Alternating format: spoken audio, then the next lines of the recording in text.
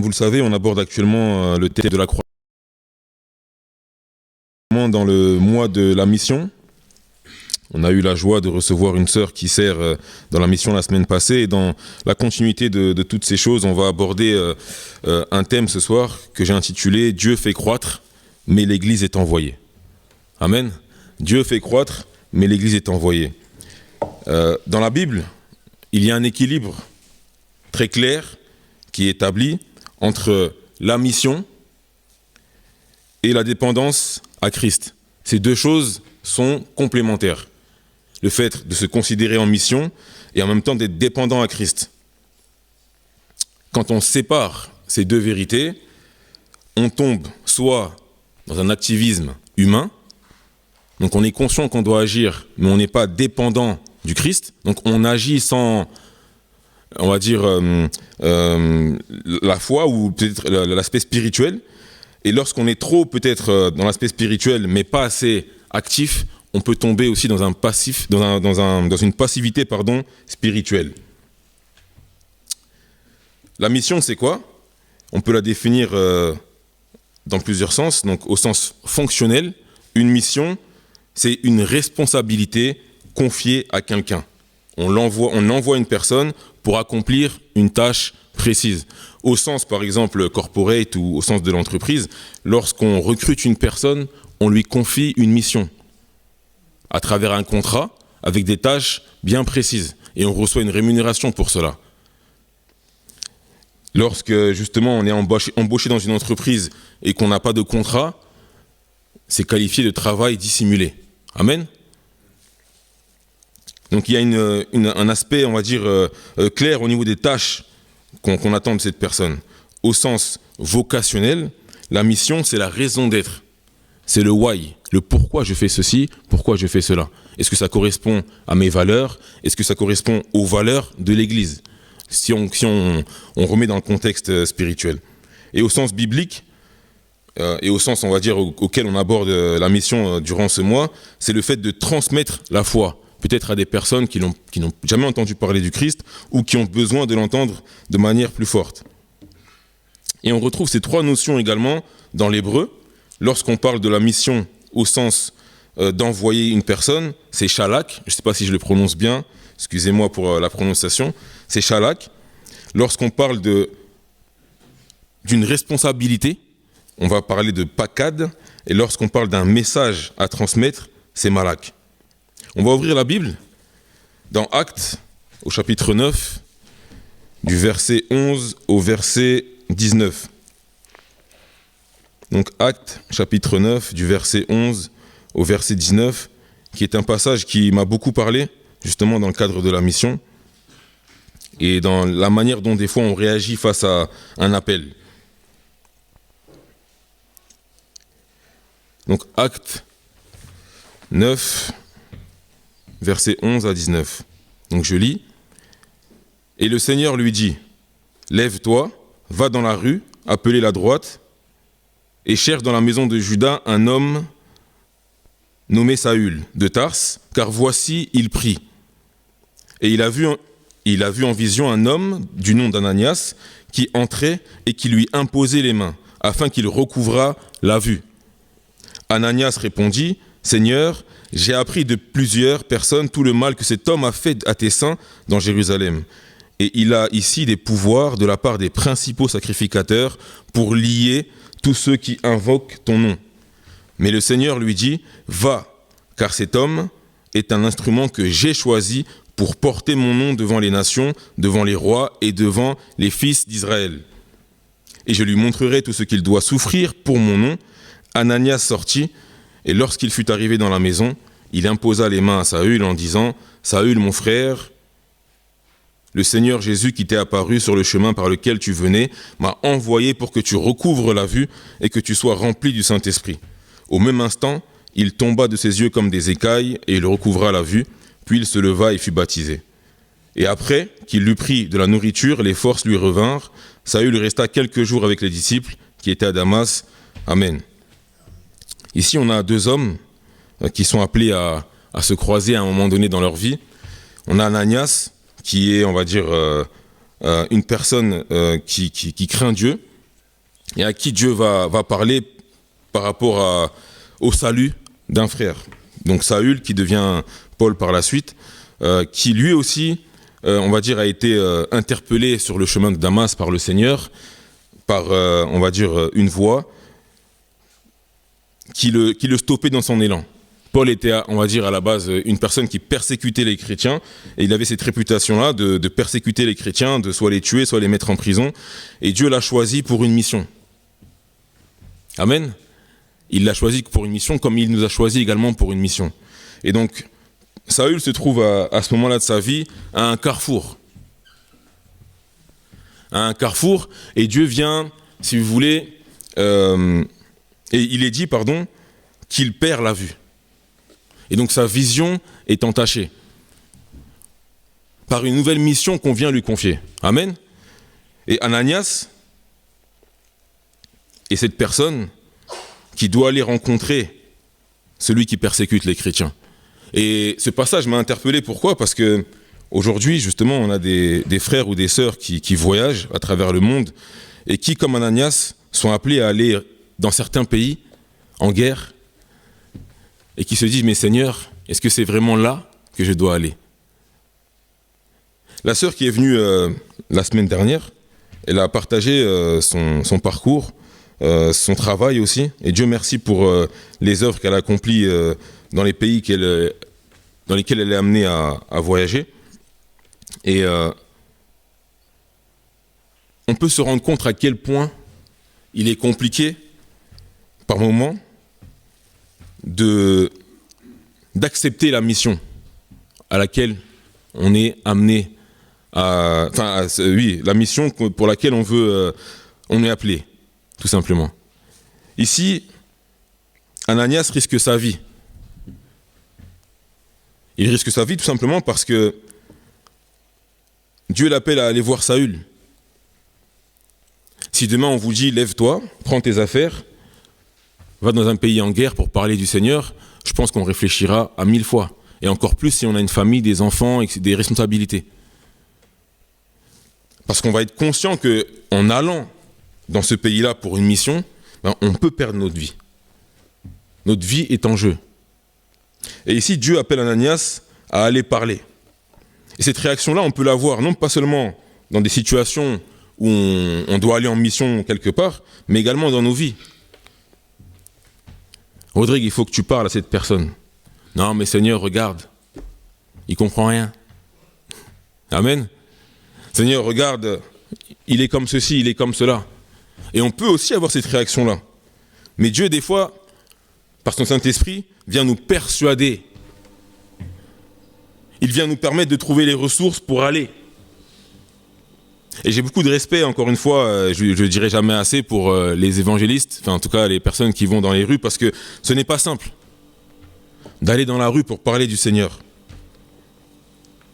De croiser le regard de personnes peut-être qui seraient prêtes à nous insulter pour Dieu. Amen. Et donc c'est la situation dans laquelle Ananias s'est trouvé, c'est celle-ci, celle d'un homme discret, qui ne cherche pas à avoir des problèmes, mais que Dieu appelle pour aller imposer les mains à une personne qui est susceptible de lui ôter la vie. Aujourd'hui, Dieu merci, on n'a pas ce risque-là à Thionville. Et j'espère que ça va continuer, malgré tout ce qu'on peut voir à la télé. J'ai foi que voilà, on est dans un pays en paix et que cela va continuer. Et Dieu nous appelle aussi, nous interpelle aussi, parce qu'il veut faire de nous des missionnaires. Non pas pour aller au sens de la mission à l'étranger, mais des missionnaires là où nous sommes. Amen. Dieu veut que nous puissions être conscients que nous avons une mission. On n'a pas signé un contrat, mais on a accepté de lui obéir. On a accepté de nous éloigner du péché et de vivre selon sa parole, de nous connecter pleinement à sa parole. Amen.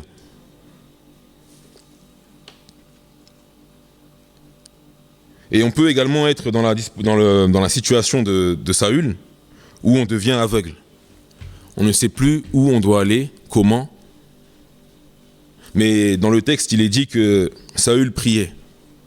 Il ne voyait pas, mais il priait. Donc cela voulait dire qu'en fait, il était connecté. Il attendait une réponse, amen. Il attendait un signe pour pouvoir avoir une vision claire, pour pouvoir avoir une réponse, pour pouvoir avoir une direction. Avant, éventuellement, d'avancer. Ensuite, il est dit qu'il s'est baptisé, et peut-être que nous sommes déjà baptisés aujourd'hui, mais qu'on manque encore de clarté par rapport à la vision, par rapport à la direction qu'on doit prendre. Mais ici, il est dit qu'il priait. Est-ce que lorsque nous perdons la vue, la vision dans certaines situations, que faisons-nous? Et Dieu merci, nous avons cette réunion, justement, pour continuer à croire que Dieu peut répondre, pour continuer à voir la gloire de Dieu. Dans 1 Corinthiens, au chapitre 3, du verset 6 à 7, il est dit, d'ailleurs c'est Paul qui prononce cette parole, « J'ai planté, Apollos a arrosé, mais Dieu a fait croître. Ainsi ce n'est pas celui qui plante qui est quelque chose, ni celui qui arrose, mais Dieu qui ferait croître. » Ce n'est pas Ananias qui a permis à Paul de retrouver la vue. Ananias était simplement un instrument que Dieu voulait utiliser pour toucher un autre. J'aime bien des fois embêter les jeunes frères et sœurs de l'église en leur disant que lorsqu'ils élèvent leur voix pour prier, ça compte. Que lorsqu'ils font un petit geste, ça compte. Ne pas penser qu'il n'y a que les adultes qui peuvent le faire, et c'est une réalité. Parce que la prière d'un peut toucher un autre. Parce que la foi d'une personne peut toucher un autre. Et chaque geste compte. Amen. Ici, Dieu a utilisé un homme, dont, en tout cas, pour ma part, j'ai fait des recherches et je n'ai pas trouvé grand-chose sur cet homme. On peut confondre avec d'autres Ananias dans la Bible, mais il s'agit d'un homme qui est discret, dont on entend une fois parler, mais qui a eu un rôle crucial dans la foi d'un autre frère. Parce qu'il a accepté à un moment donné d'obéir, il a accepté de s'approcher de Dieu, malgré sa peur, malgré ses doutes, malgré peut-être son désir de s'éloigner de cette mission. Mais il l'a accepté. Et Dieu seul a été l'auteur de ce miracle. Dieu sait comment il va parler à ton voisin. Dieu sait comment il va toucher son cœur. Dieu sait comment il peut transformer sa vie. Mais il te demande une chose, parle-lui de lui. Invite-le à l'église. Ça peut être un frère de l'église, ça peut être peut-être une personne qui est à l'extérieur. Mais Dieu nous appelle avant tout à aller vers les nations. Il y a des frères et sœurs qui prennent ce verset à cœur et qui vont vraiment très loin, géographiquement parlant. Mais nous pouvons également être en mission ici à Thionville. Dans l'église ou à l'extérieur de l'église. Mais nous sommes appelés à aller, à agir. Amen. Le fait que Dieu reste l'auteur de cette croissance nous pousse à garder une certaine humilité. Ananias ne s'est pas glorifié de ce que Dieu avait fait, il était simplement témoin du miracle qu'il avait vu. Il a vu un homme qui persécutait les chrétiens et il l'a vu devenir une référence pour le partage de sa parole. Mais à aucun moment il est dit qu'Ananias était glorifié de cela. Il a simplement accepté la mission et il a fait confiance à Dieu et Dieu a fait son travail. Amen.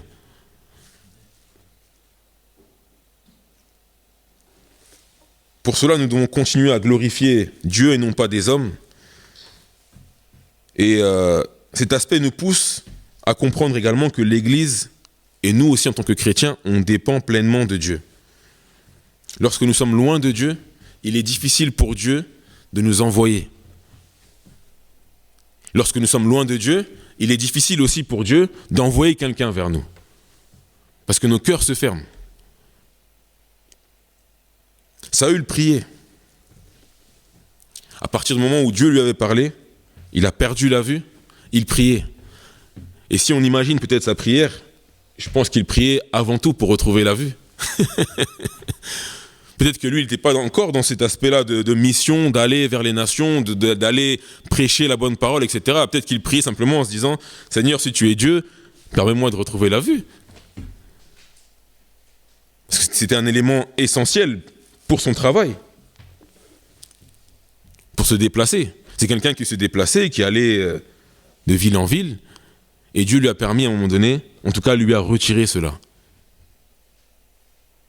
Il lui a retiré cela, et il priait. Donc il cherchait Dieu. Et aujourd'hui, nous sommes dans l'Église en tout cas est dans une démarche de croissance, et il est important de prier. De prier pour avoir cette direction, pour savoir en fait là où Dieu veut nous amener réellement en tant qu'Église, comment Dieu veut que nous puissions diffuser le message à l'extérieur, quels sont les points sur lesquels Dieu veut que nous puissions insister. Amen. La prière. Marc 16, 15, allez par tout le monde et prêchez la bonne nouvelle à toute la création. Dieu fait croître, comme je l'ai dit, et il ne nous demande pas de rester immobiles. Il ne nous dit pas attendez que les nations viennent, il nous dit allez. Ce n'est pas on va dire, la mission n'est pas forcément une option, c'est un ordre. Nous devons aller vers les nations pour prêcher la bonne nouvelle. Certains vont le faire d'une certaine façon, et aujourd'hui on voit tous les outils qui sont à notre disposition pour parler de l'évangile. On peut aller dans la rue, on peut le faire au travail, certains le font sur les réseaux sociaux, amen. Certains le font d'une manière ou d'une autre, mais Dieu nous demande d'aller. Et lorsqu'on prend le cas d'Ananias, peut-être qu'il n'avait jamais imaginé un jour croiser une personne qui persécutait les chrétiens. Et si on vous demande demain, est-ce que vous serez prêt à aller dans certains pays en guerre, peut-être que la réponse sera non. Pas parce qu'on ne croit pas en Dieu, mais parce qu'on est conscient aussi que c'est très dangereux. Mais Dieu, des fois, nous appelle à faire des choses qu'on ne s'attend pas à faire. Dieu nous appelle à croiser des gens qu'on ne s'attend pas à croiser. Dieu nous appelle à aller vers des gens avec lesquels on ne s'est jamais dit qu'on allait parler un jour. Et donc, aller vers les nations, c'est aussi ça. C'est pas simplement peut-être changer de pays, mais ne pas négliger, en fait, son voisin déjà. L'impact que la parole peut avoir auprès du voisin. Ne pas négliger les gens qui nous entourent.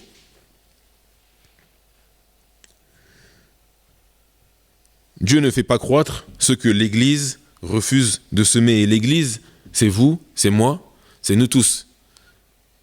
Si on refuse à un moment donné d'être ouvert à certaines choses, Dieu ne pourra pas semer là où nous refusons d'agir. Dieu nous demande d'agir et lui va faire croître. Si nous agissons dans la rue, Dieu va faire en sorte que des gens puissent entendre parler de lui. Si nous agissons via les outils qui sont à notre disposition, la technologie, les réseaux sociaux, etc., Dieu permettra que des gens puissent entendre parler de lui sur ce canal. Si on agit via d'autres canaux, Dieu va permettre que ces choses puissent croître également. Amen.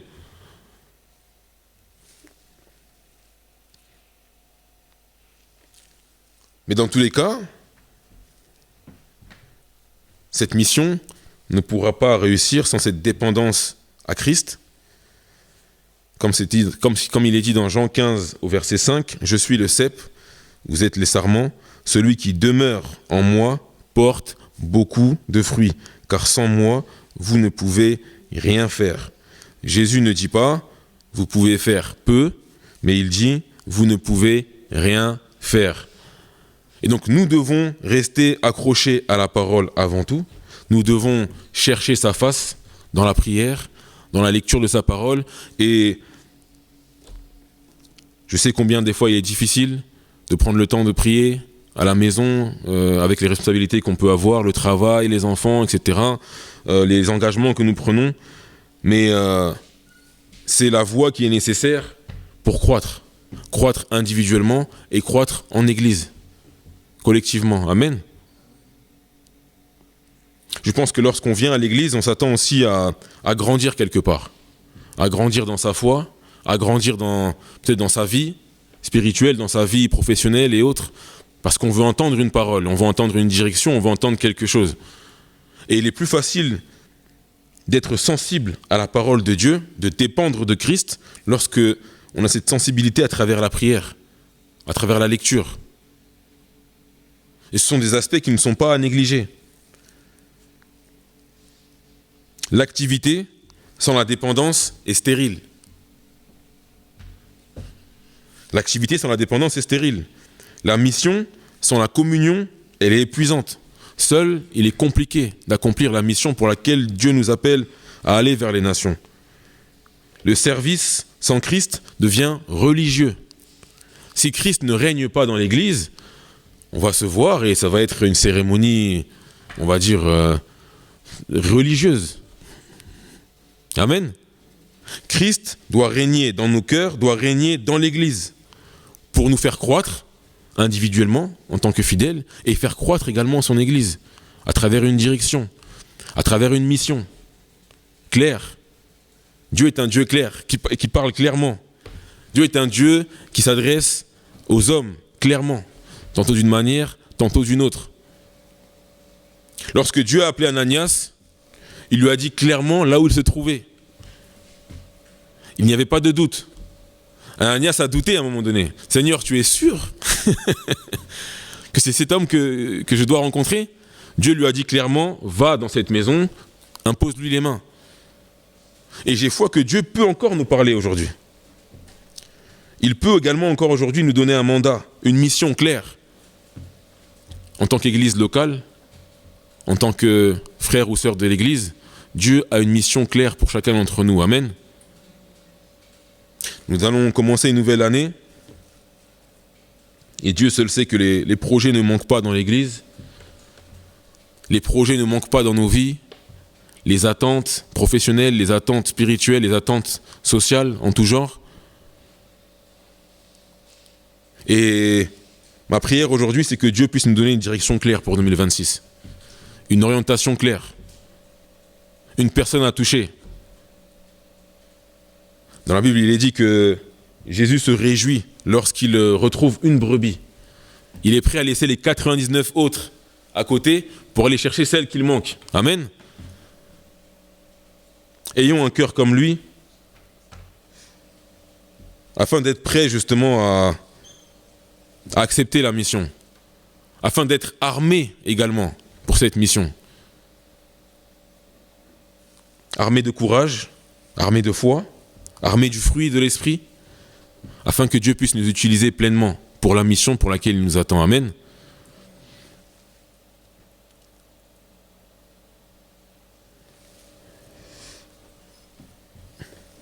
Nous avons une chose à accomplir, c'est d'aller, c'est d'agir, et Dieu, lui, va faire croître.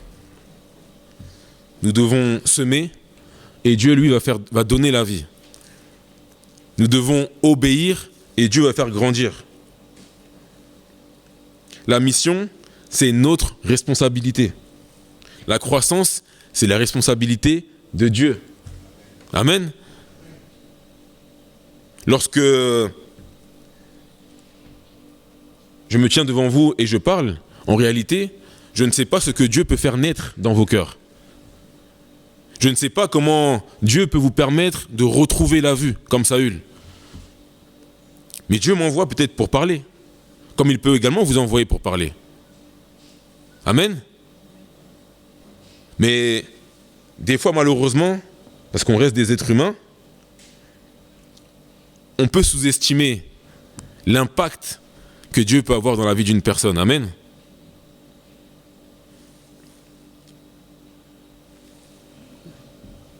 Et donc Dieu nous appelle aujourd'hui à marcher dans l'obéissance, dans sa dépendance, pour que sa croissance dans l'Église, dans nos vies, devienne naturelle, durable et glorieuse. Lorsque je parle de gloire, c'est pour sa gloire, bien entendu. Amen. Que l'Église puisse entrer dans une dimension de croissance. Pas parce que c'est le fruit d'une pensée humaine, d'une volonté humaine, mais le fruit de sa gloire, le fruit de sa parole. Dieu nous appelle à croître, à nous multiplier, à parler de lui. Non pas pour nous-mêmes, parce que nous passons, mais pour sa gloire, parce que lui reste. Amen. On va prier. Seigneur, nous voulons te dire merci pour le message de ce soir, merci pour ta parole. Seigneur, nous prions afin que des cœurs soient touchés, que tu puisses encore, Saint-Esprit, œuvrer dans nos vies, dans nos cœurs, que tu puisses, Père éternel, toucher à ta façon, Seigneur Dieu, les cœurs des frères et sœurs ici présents, de ceux qui vont avoir accès à ce message. Seigneur, nous ne sommes que des instruments et nous voulons nous faire petits devant toi parce que nous sommes petits, toi tu es grand, et viens manifester encore ce soir ta grandeur dans nos vies, dans nos cœurs, dans tous les aspects de nos vies. Seigneur, nous ne voulons rien garder pour nous, mais nous voulons nous donner entièrement à toi. Nous voulons nous donner ton intelligence, nous donner, Seigneur Dieu, tout ce que nous avons afin de t'adorer avec tout ce que tu nous donnes, de tout ce que nous avons, tous les moyens que nous avons, nous voulons les mettre à ta disposition pour faire entendre, Seigneur Dieu, ta voix, ta parole, Seigneur Dieu, la mission que tu as pour nous. Seigneur, merci encore pour tout ce que tu as fait ce soir. Sois béni, sois élevé, dans le nom puissant de Jésus. Amen.